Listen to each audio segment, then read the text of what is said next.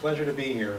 This is a wonderful opportunity to talk about the Disston Saw Works, and I'm going to present most of the presentation, and Amarynth will follow up with some discussion at the end. And in order to understand the Disston Saw Works, anyone who talks about the Disston Saw Works certainly needs to talk about the Disston family, excuse me, and the Tacony community as well. So we'll touch on those as we go along. Henry Disston was born in 1819 to Thomas and Ann Disston in Tewkesbury, England. His father invented a machine to manufacture fine lace, and as Henry grew up, he was instructed in the ways of business and general principles of mechanics. In 1833, Thomas Disston accepted an offer to bring a lace machine to a mill in Albany, New York. After a tedious 60-day voyage with Henry and his sister Mariana in tow, Thomas died of apoplexy shortly after landing in Philadelphia. The fate of Thomas's lace machine is not known beyond the fact that it was taken from the ship and sold, the money being sent to his widow in England. Mariana found refuge in the home of friends and in due time was happily married. Henry, remembering his father's advice that a skilled toolmaker always could earn a good living, apprenticed himself to Lindley, Johnson & Woodcraft, a firm of saw makers in Philadelphia, where he learned to make saws and the tools required in their manufacture. When he left the firm in 1840, his accumulated savings in tools and raw material amounted to about $350. Disston Saw Works began as the Keystone Saw Tool and File Works in a rented basement shop at 21 Bread Street near 2nd and Arch. Henry built the furnace with his own hands and hauled coal from the Delaware River with a wheelbarrow, since he could not afford to buy a ton at a time. His obstacle at that time was that English sawmakers held a virtual monopoly in the American market, as the quality of imported steel was superior to anything then available. Henry was determined to break that prejudice by making better saws than any at the time. Henry Disston not only built his own furnace, but also fired it himself and tempered his own saws, smithed, ground, set, and filed them. Later he trained others to make saws to his standards. To meet the competition, he put into his saws every measure of quality within his skills and proved to merchants their superiority over other saws. An interesting anecdote describing his early sales technique is treasured in the Disston archives. It goes as follows. A plainly dressed young man entered a hardware store, called for a proprietor, and asked to see a carpenter's saw. The saw was brought, and the stranger, examining it carefully, remarked that it was good for nothing. Then, the story goes, he suddenly broke the saw with a smash on the counter. "Who are you, sir?" said the proprietor. "I am called Henry Disston," was the answer, "and here is a saw that I defy you or any other man to break with similar treatment." He laid down one of his own saws. The dealer, who later headed one of the city's largest hardware stores, said after mentioning the incident that the trade was forced to buy the saws at the time. Despite his superior product, Disston was forced to sell his saws at such a low profit margin that after 3 years he was no better off than when he started. He had married Amanda Bickley, but she tragically passed away after giving birth to twins who only lived for hours. Penniless and grieving, Henry borrowed $5 from a friend to keep the shop active. In 1844, a year after marrying Mary Steelman, Disston suffered another setback when a landlord misrepresented himself as the property owner after Henry equipped the shop with steam power. The real owner seized his possessions for back rent. His fortune turned around when the U.S. Congress declared the Mexican War in 1846, spurring demand for Disston saws and tools. Henry Disston was finally in a position to stop renting space and own his own factory. By 1850, Disston had opened his first factory at Front and Laurel Streets, and most users of saws at the time recognized the Disston trademark as a symbol of excellence and dependability. Henry knew that the workmanship in his saws could not be passed, but he knew that better steel was possible, and he set out to prove it. And in 1855, he poured the first crucible steel made in America. He had expanded his product line so that his first catalog, issued that same year, listed a wide variety of saws, knives, trowels, squares, levels, gauges, and springs made to order. He never stopped seeking better and simpler methods of manufacture, better designs, and above all, better quality. This facet of his code was exemplified in a statement which he repeated frequently during his lifetime, as follows. "If you want a saw, it is best to get one with a name on it which has a reputation. A man who has made a reputation for his goods knows its value as well as its cost, and will maintain it."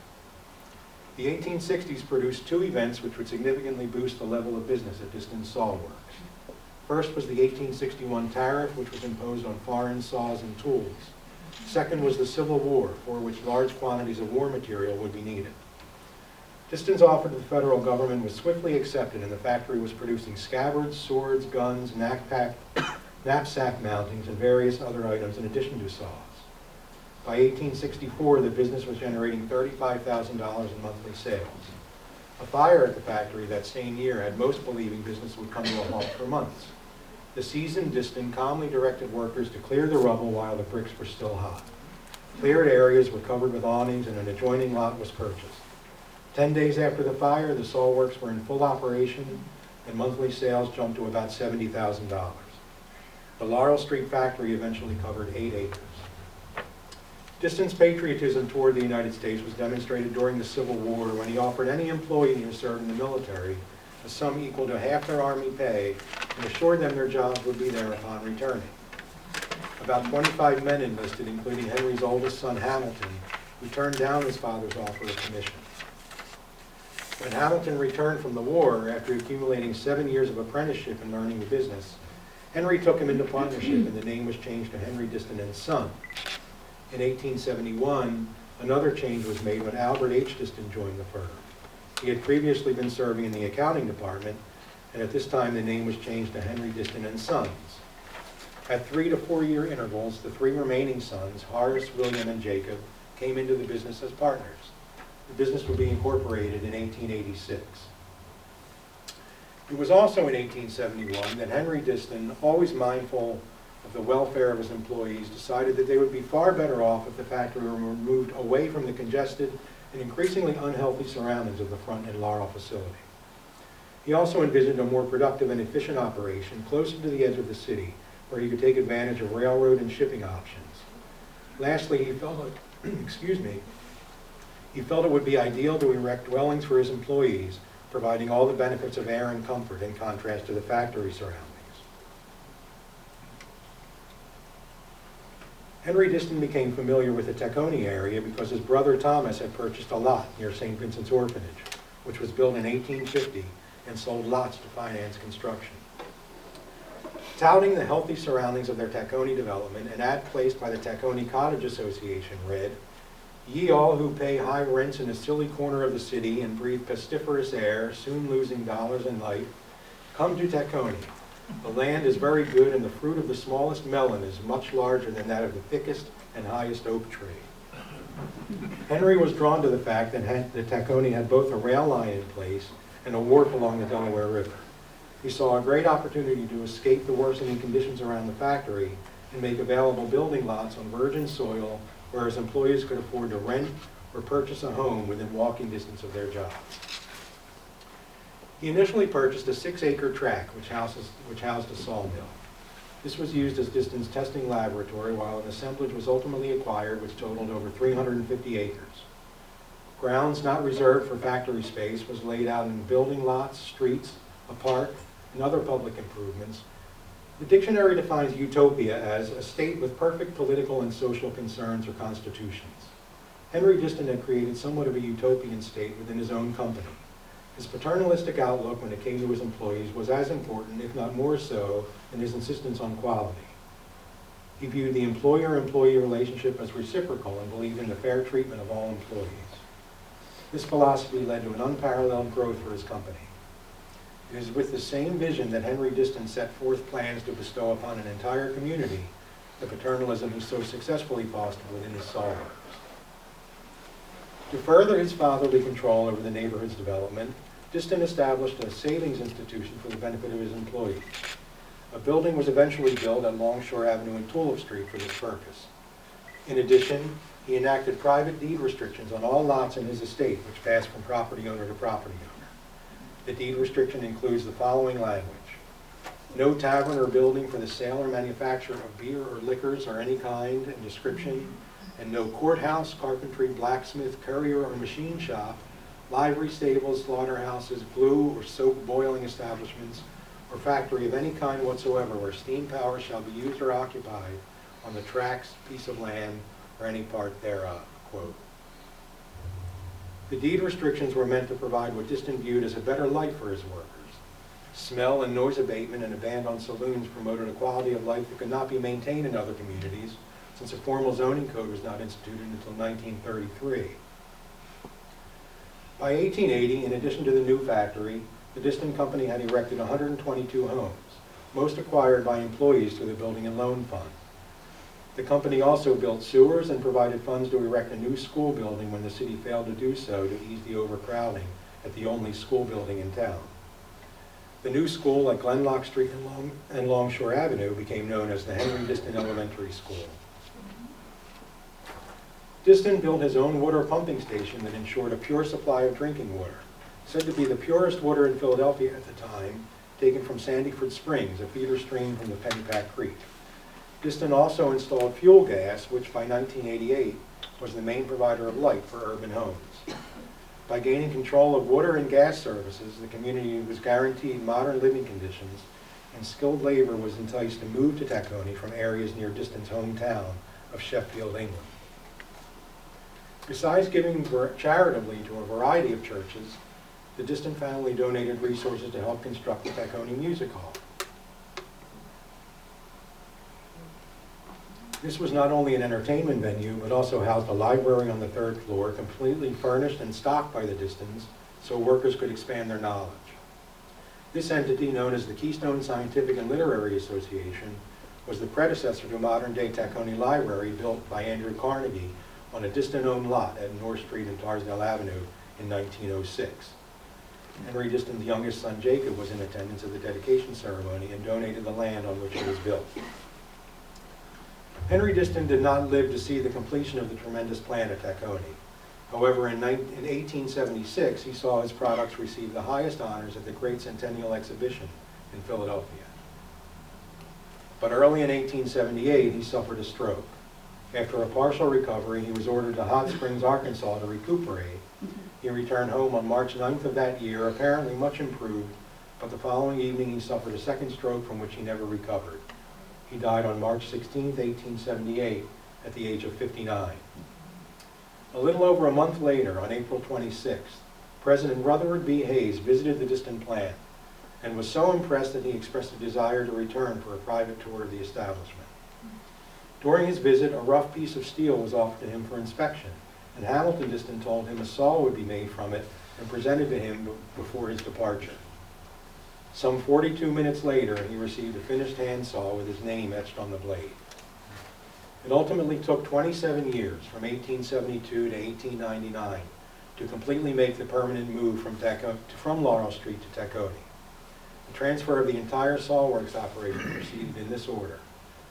Mill broke ground for mill at Tacony in 1872, moved the handle shop in 1872, moved the file shop in 1873, moved the steel works in 1879, moved the long saws department and hardening shops in 1881, moved the circular saw department in 1882, the handsaw department in 1884, the square and level department in 1887, the butcher, saw, and trowel department in 1898, and the jobbing shop was finally moved in 1899. The bulk of the factory relocation and realization of Henry's utopian village at Tacony was ultimately overseen by his sons and wife Mary. Mary Disston was a strong-willed woman who had significant influence on Henry's decisions. Her parents were among the original colonists who founded Swedesboro, New Jersey. Her paternal grandfather was Major John Steelman, a Revolutionary War veteran, and John Stowe, who recast the Liberty Bell, was her maternal grandfather. Henry Disston placed the purchases of land and construction of Tacony homes under Mary's control. A devout Presbyterian, Mary Disston was interested in promoting religious institutions and establishing a more humane social order. It was through her benevolence the land was donated for institutions, parks, and firehouses for the benefit of factory workers. She was also active in Philadelphia's social gospel movement, focused on improving conditions for the working class. In 1885, she erected the Disston Memorial Presbyterian Church in Tacony in memory of Henry and daughter Mary, who died at a young age. Mary's warm nature and belief in helping her fellow man were the building blocks of what became the legend of Henry Disston. In 1900, the Mary Disston Elementary School was erected in her honor at Ditman Street and Longshore Avenue. No mention of the Disston Company would be complete without acknowledging the impact of Hamilton Disston upon our city and country. He served as president of the Saw Works from 1878 until his death in 1896. He was a force in local Republican politics and spent time serving as both Philadelphia's Fairmount Park Commissioner and Fire Commissioner. When a new public elementary school was erected in 1931 at Cottage Street and North Street, the school was named in his honor. A lesser-known fact about Hamilton is that at one time, he was the single largest landowner in the United States, owning about 4 million acres of land in central Florida. He is recognized as having bailed the state out of post-Civil War debt and draining and dredging upper portions of the Everglades. He is credited with paving the way for modern-day development in areas like Tarpon Springs and Gulfport. In 1887, the annual Industrial Statistics Report issued by the Pennsylvania Secretary of Internal Affairs featured Disston Saw Works and praised the company for its innovation within the shop and paternalistic influence on the community. The report stated that, quote, "This is one of the most interesting and instructive industrial enterprises in Pennsylvania. Here is a fine exhibition of the inventor's skill, machinery which has greatly economized mental and muscular effort, contributed to the health and happiness of the operative, and producing an article of better quality while lessening its cost to the consumer." The report described how Henry Disston evolved from apprentice to leader, praising his ability to manufacture his own steel by importing iron from Sweden and converting it to high-quality steel. The steel was cast into ingots, which were then hammered and rolled into sheets of varying thickness for a variety of saws. The sheets were then cut into size and pressed through a toothing process. Disston had been able to perfect the process which cuts saw teeth at a uniformly decreasing size, beginning at the larger end of the saw.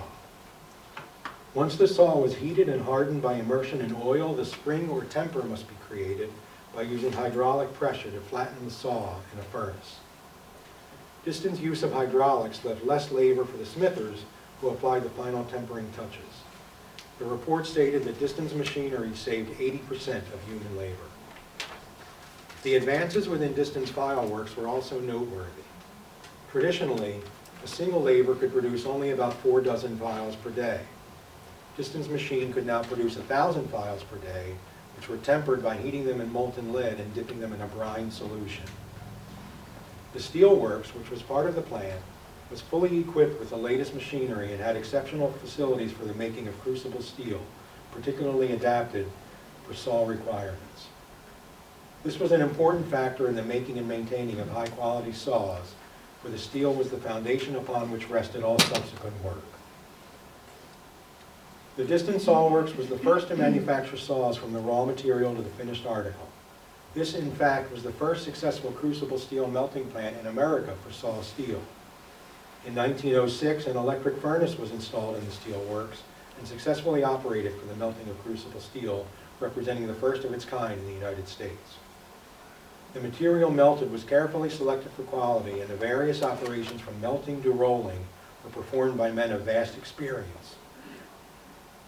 All steel was fully inspected before it was sent to the saw department, thus ensuring the highest perfection. One of the last steps in the saw manufacturing, which required the highest skill, was known as the blocking process. Each blocker was provided an anvil and sandstone grinding wheel on which he would correct any slight irregularities from the previous processes. The blades then underwent a polishing and stiffening process before being given to the etching room, where the name, brand, and trademark were applied. This included a quote from Henry Disston stating, "For beauty, finish, and utility, this saw cannot be excelled," with his signature emblazoned below. The grindstones used on the wheel to sharpen and perfect the saw blades represent another uniquely Disston aspect of the Tacony neighborhood. When the company found a creative and efficient way to recycle industrial waste when grindstones became too small in diameter for use on the wheel. Each discarded grindstone was broken in half and trimmed, then hauled to various sites in Tacony. Today, these squared sandstones can be found forming retaining walls near the factory grounds, forming the retaining wall at Disston Recreation Center, which was the original site of Henry Disston's waterworks, and bulking up areas along the shoreline of the Delaware River. In 1915, the entire rear addition erected at Tacony Baptist Church at Disston and Hegerman Streets was composed of discarded grindstones. In filing and sharpening the saws, the teeth were given a certain amount of bevel, depending on the class of its work. Saws for hardwood required less bevel and pitch than saws for cutting softwood. The last operation was known as handling up. Each wooden handle was separately slit, bored, and fitted to its saw blade to ensure the correct pitch. Once in place, holes were marked with a punch, then holes were cut in the blade before finally being bolted on. All completed saws were still subject to final examination for correctness in the hang or pitch of the handle. The saws were then cleaned and packed for shipment. During its peak years in the early part of the 20th century, the company made available to visitors in the lobby a leather-bound volume of images describing the saw-making process. The Tacony plant had eventually over 3,500 employees working at the factory. As had been the case during the Civil War, Henry Disston & Sons' steel-making capacity was an important national resource during World War I. Production for the armed forces between 1917 and 1918 consisted of rifle gun barrel steel, bayonets, light armor plate for tanks, and gun shields for the Navy. Increased production meant a larger workforce and modernized processes for steelmaking. It was about this time that the company began to publish Disston Bits, a monthly magazine sent to all employees which featured employee-submitted poetry and artwork, updates on the war effort, office gossip, work-related cartoons, and articles or box scores of Disston Company sports teams, especially soccer and baseball. The company sponsored many parades in Tacony to stimulate pride in both company and community. Especially memorable was a 1918 parade culminating at Disston Park, which reportedly had over 3,100 participants. The onset of the Great Depression encouraged a shift in employee interest from job security, higher wages, and health benefits. Unionism became the mechanism needed to force reluctant companies to accept demands from a frightened workforce. At the Disston Company, unionism essentially ended paternalism and also lessened interest in industrial welfare. The effects of the 1929 stock market crash were not felt at Disston until about 1931. Rapid decline in construction work reduced the market for lumber and thus for tools. When carpenters faced 50% unemployment and hardware stores closed by the dozens, Disston was bound to suffer.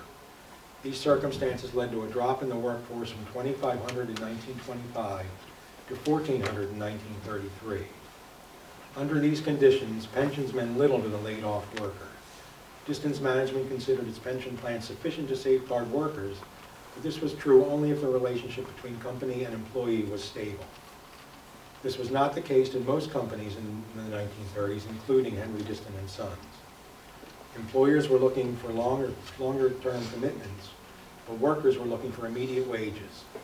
The Great Depression caused employers to reconsider the promises of industrial welfare and caused workers to conclude that employers valued these programs only when they were convenient and cheap. The last hurrah for the family-owned Disston Company came during World War II. When President Roosevelt put out a call for the arming of America, the factory and its workers were listening.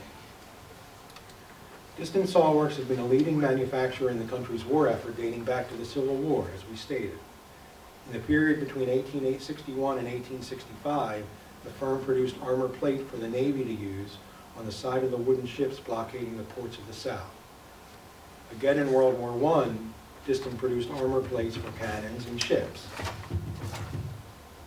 Given these circumstances, the government approved the building of a new armor plating plant to provide bulletproof steel for tanks, cannons, half-tracks, and lightweight seats to protect pilots from air attack at the rear. A rally was organized by the Disston administration to lay the cornerstone for the power plant and open the armor plate factory. The mayor, high government officials, union chiefs, and Disston management headed the speaker's rostrum.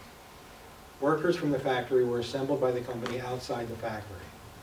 Reporters streamed in from throughout the country to make it a national event. The pictures and stories from that day would become a call to the nation to prepare for war. Published in Life magazine's July 7, 1941 special edition on the arming of America, the nation was exposed to the enthusiasm of Disston workers. Patriotism and preparedness were the themes in the article. A picture of Disston workers featured in the Life magazine article would appear in local newspapers from Maine to California, in magazines, movie theaters, and eventually would be used around the world to show America's patriotism and support of the war. Placed under a map outline of the United States, the picture was used as evidence that the entire country had the same fighting spirit. The addition of the armor plate factory tripled the firm's capacity to fabricate and heat-treat armor plate. Disston's armor plate was used for many purposes: gun shields for artillery, from 37mm guns to 155mm howitzers, armor for scout and combat cars, for light and medium tanks, and for small naval craft, armor for pursuit and observation planes, bombers, and other military aircraft. In addition, test plates for checking the quality of bullets and armor-piercing projectiles of varying calibers. Between 1939 and 1945, Disston was also the only American manufacturer of a portable two-man chainsaw. This gave the company an exclusive contract in World War II for a product crucial to the war effort, especially in the overgrown tropics of the South Pacific. At the dedication ceremony, Horace Disston made two speeches. At the laying of the power plant Cornerstone, he said, "This plant marks an important milestone because its building has been purely a peacetime project. The real purpose of this central power plant is and will be predominantly peaceful." At the power plant, he said, "It is no news to anyone who works for Disston that we are busy with defense these days. Nevertheless, I want to remind you that a most vital part of the defense job consists of maintaining a normal delivery of Disston saws and other tools to our regular customers, many of whom are busy in defense work." Horace Disston also awarded service pins to employees. Disston's grand old man, George Metzger, an 84-year-old foreman of the Blacksmith Shop, was honored for his 70 years of service. In all, 9 active employees received a 60-year pin, 54 received a 50-year pin, 124 received a 40-year pin, 190 a 30-year pin, and 350 a 20-year pin. Proof, said Disston, that a man is entitled to employment as long as his ability and skill is unimpaired. On December 1st, 1942, the Disston Company held a ceremony to celebrate its award of the Army-Navy E-Pennant. This is the highest recognition a company in wartime could receive as a symbol of excellence. Workers gathered in the armor plating plant and patriotic fervor abounded as the chief of Philadelphia Ordnance District presented the award to Horace Disston, and the E flag was raised. A booklet with lyrics to 6 patriotic songs was distributed to attendees, which included "You're a Grand Old Flag" and "Praise the Lord and Pass the Ammunition." The war years brought an end to the Disston family's long-standing policy of renting homes to employees in Tacony, which Henry Disston had instituted with Mary. Upon Mary's death, the properties passed into the Mary Disston Estate Trust, which had an office on Unruh Avenue. According to Mary's will, the trust was to continue until all family members named in the will had died. After the death of the last named heir in 1942, the Disston estate was liquidated. The homes were quickly purchased by renters exercising their option to buy, with only one house made available for public sale. It is believed that extensive deferred maintenance resulting from the constant wartime use of the Disston buildings led to an inability to recover financially in the post-war economy.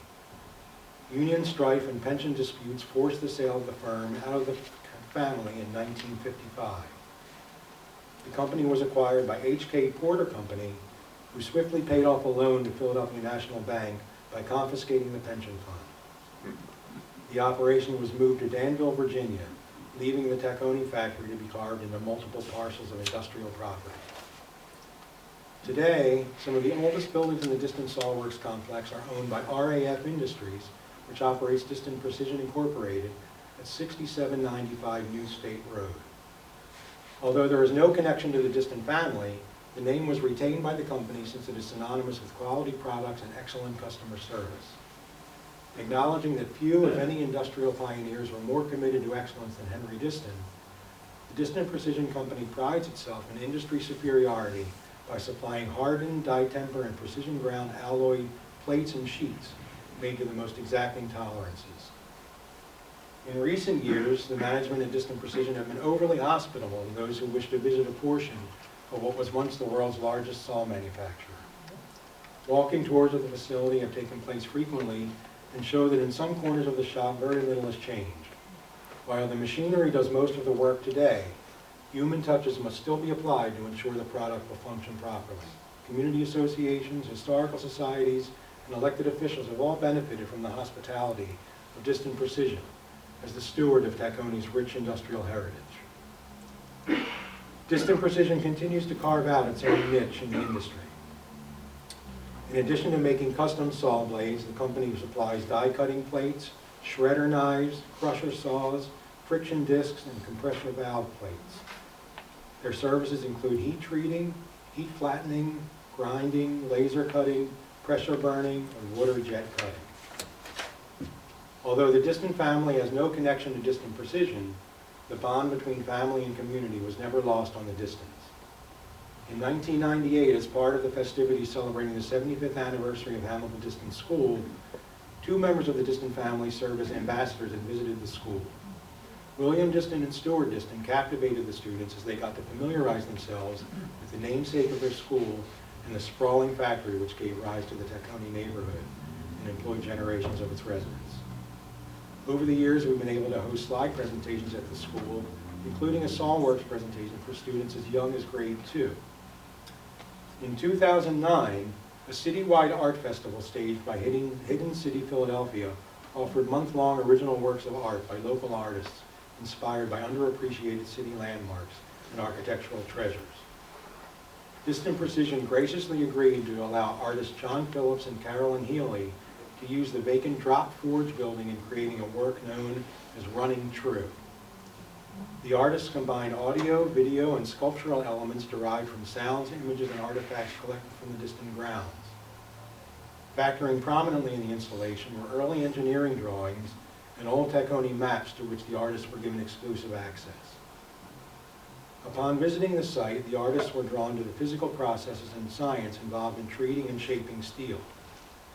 Despite the many machines in the factory, the manufacturing process, like the artistic process, still comes down to human craft. At Disston, each new blade must be hand-turned at the end by a craftsman before the company can be sure it will, quote, run true. One of the most memorable pieces in the installation was an abstract object representing the grace of molten steel hanging from the ceiling in the building where workers would heat material and use a drop forge hammer. This art exhibit dramatically captured the imagination and industry that have inhabited this property for over 150 years.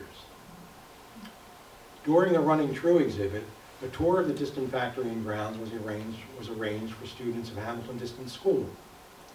This time, they capitalized on a movement started by the National Trust for Historic Preservation in 2008, known as This Place Matters.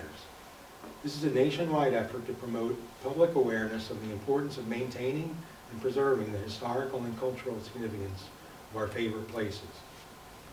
By urging advocates to pose in front of their most special endangered places and hold signs stating "This place matters," the National Trust successfully engaged the broader preservation community, empowered people to celebrate meaningful places, and drew awareness to places threatened by demolition. It would be just over a decade later that the Disston Saw Works complex would be added to Philadelphia's Register of Historic Places as its own historic district.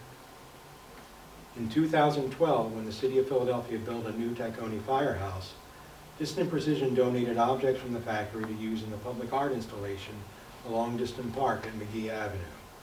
The artist, Suikong Zhao, used circular saw blades and gears of varying sizes to adorn the retaining wall along the rear of the firehouse. The artist was inspired since the shape of the objects reminded him of flames. In 2019, as part of the grandiose expansion and renovation of Tacony Library, Disston Precision's Director of Engineering, Ring Lardner, built a steel clock to hang in the main front reading room. Fabricated as a gesture to demonstrate the bond between family and community, the clock took the form of a circular saw blade. The hours were marked by Keystone symbols embedded with a D, which is a symbol that adorns some of the oldest Disston buildings. The hands were formed by actual hand saws, and the face reads, "Henry Disston Saw Works, dedicated to those who lived and worked in Tacony." Over the course of the past century and a half, the bond between the Disston Saw Works and the Tacony neighborhood has been indelibly forged. The Disston name is ubiquitous, reflected in our street names, schools, churches, a park, and a recreation center. The Saw Works complex symbolizes the genesis of modern-day Tacony and is a nearly intact example of Philadelphia's notorious place as the workshop of the world. It is for these reasons that when resources became available through the Tacony CDC to nominate the Saw Works complex as a Philadelphia Historic District, we were enthusiastically supported and submitted a strong letter advocating for the designation to the Philadelphia Historical Commission. In the fall of 2021, the commission agreed and designated the area as the Disston Tacony Industrial Waterfront Historic District. Through this designation, it is ensured that nearly 24 structures over 16 parcels will be properly maintained and continue to serve as functional shop space or be adapted for alternative uses.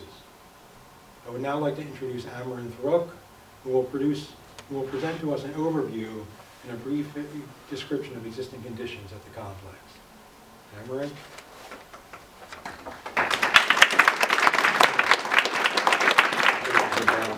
Hi, my name is Amarynth Ruch. I work with the Tacony Community Development Corporation, where we recognize the importance of acknowledging and preserving the buildings and districts that contribute to the historical significance of Tacony.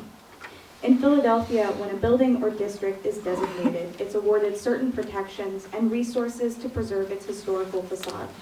In 2019, with the help of the architectural historian Oscar Beisert, we began the process of nominating the Disston Saw Works for historical designation. The Disston Tacony Industrial Waterfront Historic District was designated by the Philadelphia Historical Commission in 2021. The Tacony Industrial Historic Waterfront District was designated based on 3 out of 10 possible criteria for historic designation. For its contribution to the development of saw and tool manufacturing and connection to Henry Disston, for its significance to the Tacony neighborhood and social trends in the larger city of Philadelphia, and for being an impact industrial plant that exemplifies the economic heritage of Tacony and the city of Philadelphia.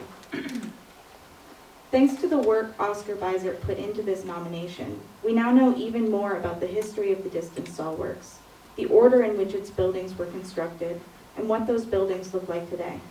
I'm going to show you some of the oldest buildings standing on the site of the Disston Saw Works. Lou has already shown us the process of saw making and the insides of some of these buildings, but here's what they look like now. The Brass Foundry is one of the oldest buildings standing on the site. Based on maps and surveys, it was constructed sometime around 1875.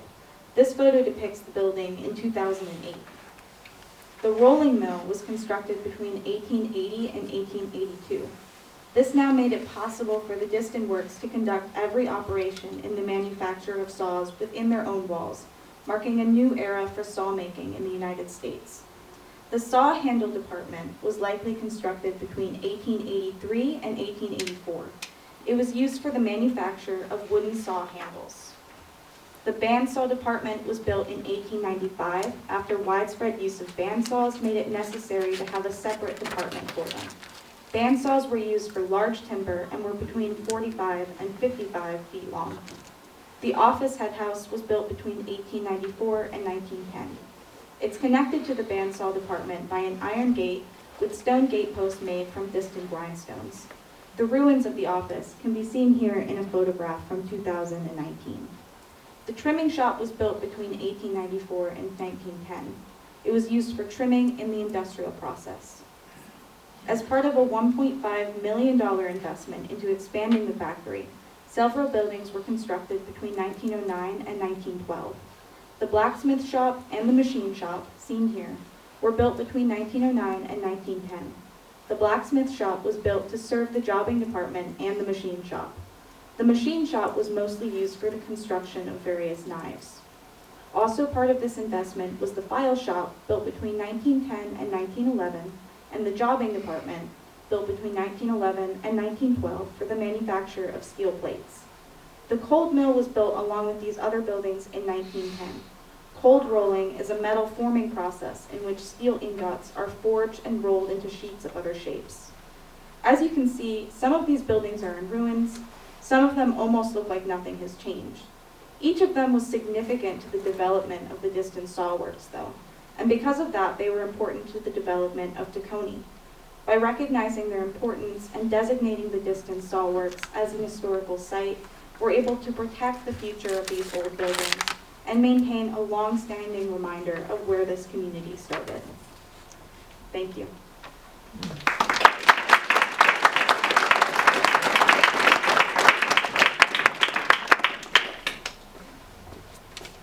Again, I'd like to thank Jack and the History Network for having us here today. If anyone has any questions, I'm glad to address them. Yes. You mentioned they made swords during the Civil War.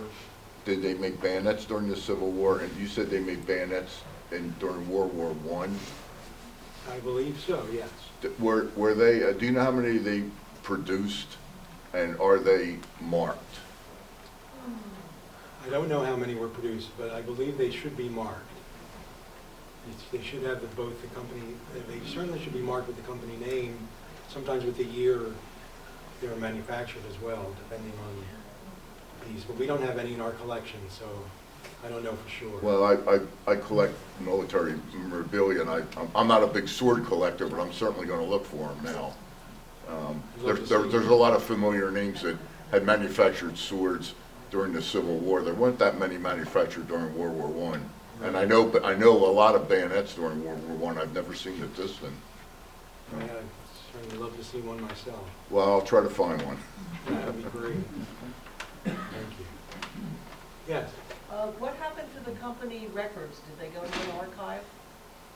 They're still with the company, a lot of them. You'd be surprised what what down in Virginia, or what? The company still has some of its own records internally, believe it or not. Ring Lardner, who did the saw for us and was their director of engineering for a while, showed us that they've still got some of the old records. Now, certainly there were some sent to Porter as well, but I don't know what the division was, what was kept at Disston, and what was sent down to H.K. Porter, but they still got some of their original handwritten records in the factory that's still there on State Road. Yeah, it's pretty amazing. So the factory, even though it was moved physically, some of the records ended up staying with what's today Disston Precision. Again, I want to thank Jack and Fred and the History Network for having me here. One more question? Yes? Sir, a comment. First of all, thank you very much for a very interesting presentation. Thank you. I just want to mention that Henry Disston, Hamilton Disston, and his whole family are buried in the largest mausoleum in Laurel Hill Cemetery. I'm on the board there, a historian. So a lot of people say you can't take it with them. He did. And it's as big as a house. Wow. I've heard. I've yet to see it, but I've heard. On Millionaires Row at Laurel Hill. Thank you. That's great. Great to know. Thank you. Yes. Are there any historic markers in the area where those remaining buildings are? No, not yet anyway. We hope down the road we can recognize some of them, especially now that it's a historic district, but not right now. No, there are not. Yes. The buildings will not be permitted to be torn down then? Not unless they fall into serious disrepair, and what we saw here clearly does not warrant that just yet, and we're hoping over time the buildings that are in the worst shape will find themselves developers to make higher and better uses of them. So somebody can go in and use the building? Certainly can, yes. That's the idea, to preserve and reuse for the future. Thanks again. It was a pleasure to present today. Thank you.